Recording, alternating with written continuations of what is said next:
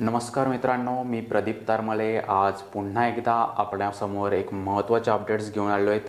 प्रलंबित पीक विम्यासंबंधित एक महत्त्वाची माहिती आहे। अगदी शेवटपर्यंत व्हिडिओ पाहाल तर नक्कीच आपला कन्सेप्ट क्लिअर होणार आहे। कोणता जिल्हा आहे, कशा प्रकारे या ठिकाणी पूर्वसूचना देण्यात आलेल्या आहेत, किती मंजूर झालेले आहेत, किती नामंजूर झालेले आहेत, अगदी सविस्तर पॉईंट टू पॉईंट या व्हिडिओमध्ये समजणार आहे। चॅनेलवर असेच व्हिडिओ मिळत असतात, पाहण्यासाठी चॅनेल नक्की सबस्क्राईब करा।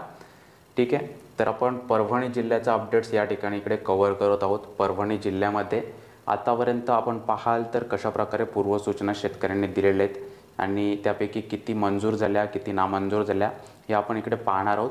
त्याआधी आपण या पहेलीचं उत्तर कमेंट सेक्शनमध्ये द्याल आणि उत्तर बरोबर असेल तर आपल्याला तिकडे मेन्शन केलं जाणार आहे।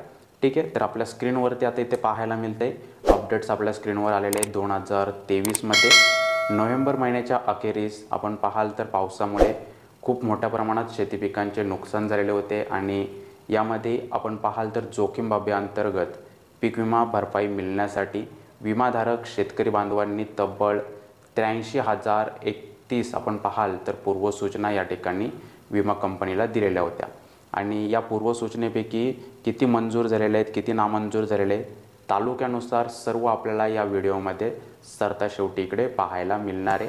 तर पुढे आपण पाहाल यामध्ये आपल्याला स्क्रीनवर मंजूर आणि नामंजूर अशा प्रकारच्या पूर्वसूचना पाहायला मिळतात। यामध्ये 39,129 पूर्वसूचना मंजूर तर 43,092 पूर्वसूचना नामंजूर झालेल्या आहेत आणि तालुक्यानुसार आपण पाहू शकता परभणी असेल, जिंतूर, सेलू यामध्ये कशा प्रकारे पूर्वसूचना मंजूर झालेल्या आहेत, किती नामंजूर झालेल्या आहेत हे सर्व आकडेवारी स्क्रीनवर आपल्याला पाहायला मिळत आहेत।